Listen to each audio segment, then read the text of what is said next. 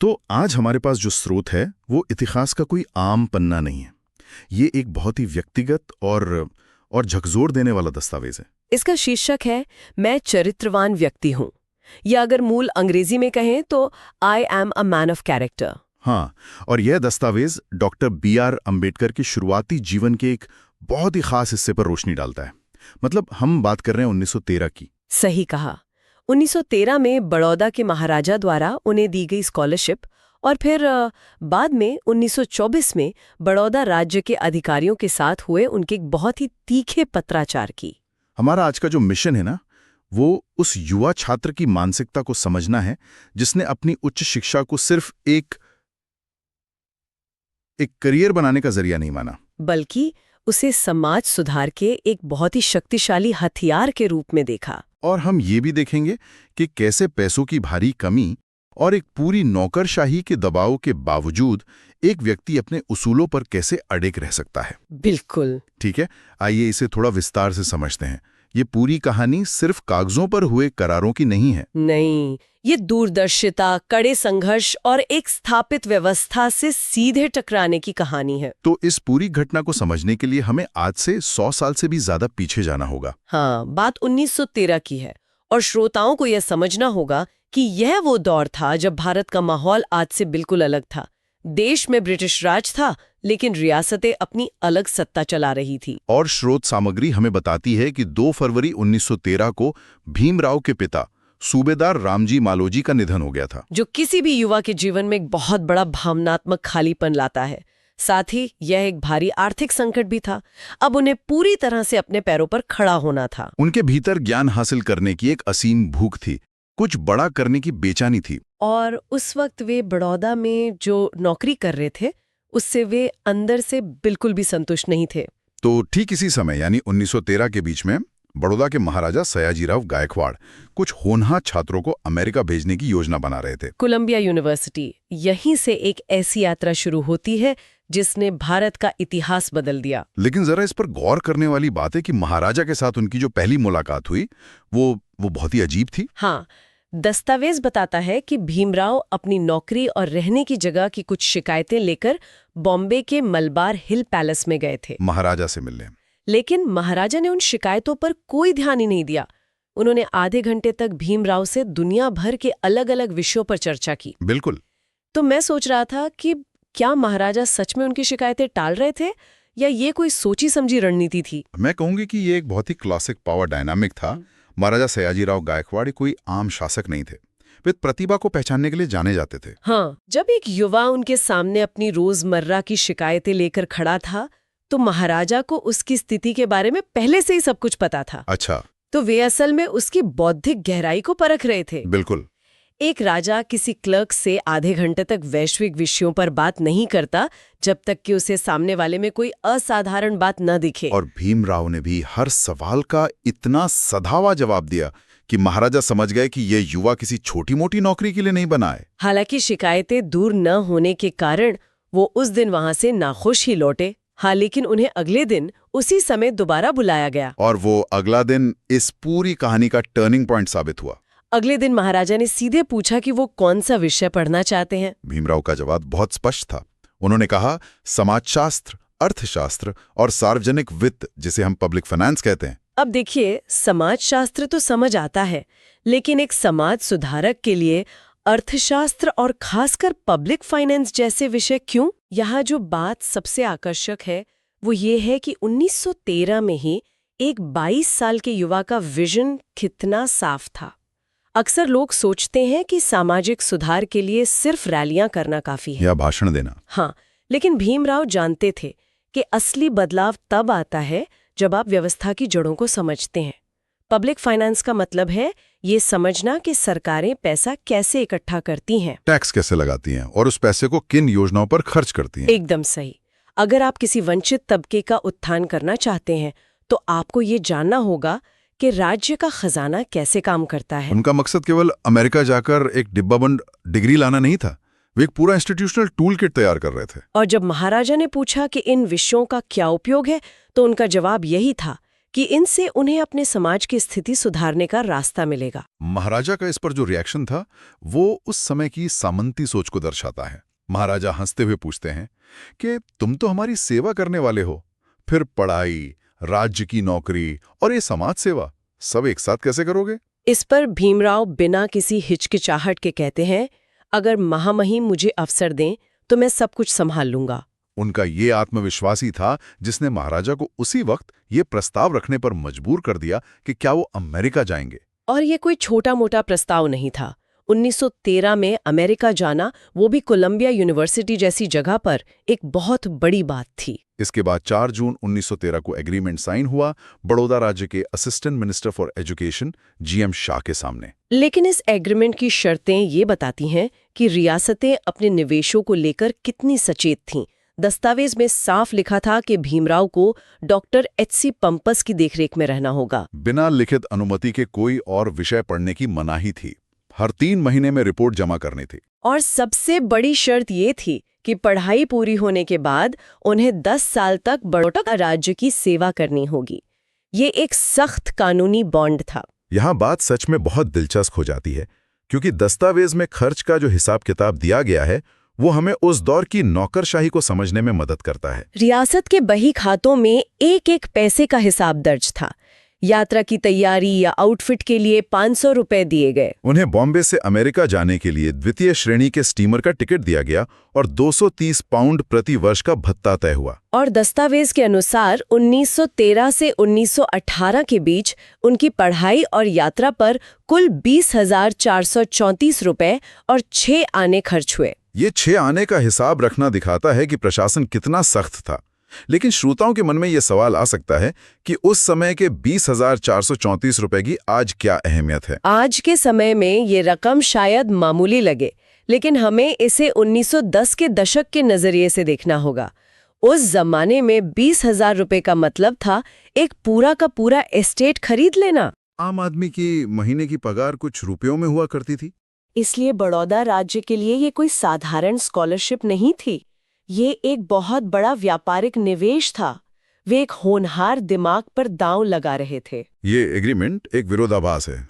एक तरफ राज्य के लिए ये महज एक वित्तीय संपत्ति और 10 साल का कॉन्ट्रैक्ट था, वहीं भीमराव के लिए ये ज्ञान का द्वार था। दोनों पक्षों की सोच में जमीन आसमान का फर्क था। तो एग्रीमेंट साइन हो गया, भीमराव अमेरिका गए, फिर लंदन गए और दुनिया की बेहतरीन डिग्रियां हासिल की। लेकिन जब वो 1924 में वापस भारत लौटे तो उनका स्वागत किसी रेड कारपेट से नहीं हुआ। इसके बजाय बड़ौदा राज्य के अधिकारियों ने उनसे वो पूरे 20,434 रुपए वापस मांगने शुरू कर दिए। लेकिन एक मिनट, अगर उन्होंने 10 साल सेवा करने का बॉन्ड साइन किया था तो राज्य अचानक पैसे क्यों मांग रहा था? सेवा क्यों नहीं? ये एक बहुत ही वाजिब सवाल है। राज्य के अधिकारियों ने महाराजा की जानकारी के बिना ये कदम उठाया था। उन्हें बॉम्बे से खबर मिली थी कि भीमराव अब वहां एक वकील के रूप में स्थापित हो चुके हैं। नौकरशाही को लगा कि अब ये व्यक्ति शायद राज्य की नौकरी में वापस नहीं आना चाहता। हाँ, और चूंकि उन्हें लगा कि वो बॉम्बे में अच्छी कमाई कर रहे हैं तो अपना निवेश वापस निकाल लिया जाए।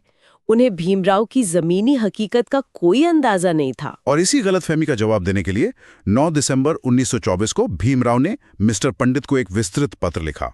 ये पत्र दादर बॉम्बे के दामोदर हॉल से लिखा गया था। इस पत्र की भाषा इतनी स्पष्ट और तीखी है कि आप महसूस कर सकते हैं कि उस वक्त एक उच्च शिक्षित युवा किस कदर दबाव में होगा। उन्होंने लिखा कि अगर अधिकारियों को लगता है कि वो ढेर सारा पैसा कमा रहे हैं तो ये उनकी बहुत बड़ी गलतफहमी है। उन्होंने अपनी असल स्थिति बताते हुए लिखा कि वो महज एक बैरिस्टर हैं जिसकी प्रैक्टिस को सिर्फ 1 साल ही हुआ है और वो काम पाने के लिए कड़ा संघर्ष कर रहे हैं। और दस्तावेज का सबसे अहम हिस्सा वो है जहां वो इस संघर्ष की असली वजह बताते हैं।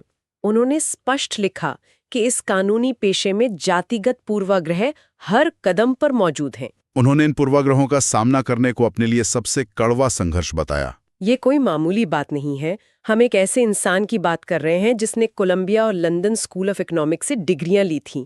उनका बौद्धिक स्तर उस समय के बॉम्बे के ज्यादातर वकीलों से कहीं ऊपर था। लेकिन फिर भी समाज में उनकी जाति के कारण क्लाइंट्स उन पर भरोसा करने से कतराते थे। डिग्रियां समाज की पुरानी सोच को एक झटके में नहीं बदल सकती थी। बिल्कुल सही। ये बात आज के दौर में भी काफी प्रासंगिक लगती है। अक्सर देखने को मिलता है कि आधुनिक पेशेवर जीवन में कई बार आपकी डिग्री से ज्यादा ये मायने रखने लगता है कि आपका बैकग्राउंड क्या है। या आपके पास कैसा नेटवर्क है। 1924 में भीमराव को जो पेशेवर भेदभाव झेलना पड़ रहा था, वो कोई पुरानी किताब की कहानी नहीं, बल्कि समाज की एक कड़वी हकीकत है। और सोचिए, एक तरफ तो ये सामाजिक लड़ाई चल रही थी और ऊपर से राज्य का ये दबाव कि हमारे पैसे तुरंत वापस करो। अधिकारियों का दबाव इतना बढ़ गया था कि उन्होंने भीमराव पर कानूनी मुकदमा करने और अदालत से डिक्री लाने की धमकी दे डाली। डिक्री का मतलब है अदालत का वो आदेश जो किसी व्यक्ति पर कानूनी जुर्माना तय करता है। जब किसी आम इंसान को रियासत की तरफ से अदालत में घसीटने की धमकी मिलती है तो वो घबरा जाता है। लेकिन इसके जवाब में भीमराव ने जो रुख अपनाया वो असाधारण था। उन्होंने बिना डरे लिखा कि अगर सरकार उनकी मजबूरी को पैसे न चुकाने की अनिच्छा मानती हैं, तो वे अदालत जाने के लिए स्वतंत्र हैं। जाएं और डिक्री लेकर आएं। उन्होंने बहुत ही बेबाक तरीके से चेतावनी दी कि अगर ये मामला अदालत में गया तो इससे उनके समुदाय को कोई शर्मिंदगी नहीं होगी, बल्कि जो कीचड़ उछलेगा वो सीधे महाराजा और बड़ौदा राज्य पर गिरेगा। ये एक बहुत ही रणनीतिक बात थी। वो जानते थे कि अगर पब्लिक डोमेन में ये बात आई कि एक संघर्षरत युवा को, जिसने केवल थोड़ा समय मांगा है, एक शक्तिशाली रियासत प्रताड़ित कर रही है, तो राज्य की ही छवि खराब होगी। बिल्कुल। और इसी पत्र में वो ऐतिहासिक वाक्य आता है जिसने हमारे आज के स्रोत दस्तावेज को उसका शीर्षक दिया है, I am a man of character. मैं चरित्रवान व्यक्ति हूँ। उन्होंने लिखा, मैंने उन्हें एक बार दिखा दिया है कि मैं चरित्रवान व्यक्ति हूँ। अगर मुझ में पर्याप्त चरित्र नहीं होता तो मैं कभी बड़ौदा वापस नहीं लौटता। उन्होंने अधिकारियों को ये भी याद दिलाया कि अपनी शिक्षा पूरी करने के बाद उनके पास ब्रिटिश सेवा में प्रवेश करने के अनगिनत आकर्षक प्रस्ताव थे। वे चाहते तो एक बहुत ही आरामदायक जिंदगी जी सकते थे, लेकिन उन्होंने वे सारे प्रस्ताव ठुकरा दिए। पत्र में वो लिखते हैं कि इन प्रस्तावों को एक चरित्रवान व्यक्ति के अलावा और कौन ठुकरा सकता था। ये भूल जाते हैं कि केवल एक चरित्रवान व्यक्ति ही सही मायनों में स्वतंत्र हो सकता है। ये विचार अपने आप में कितना गहरा है।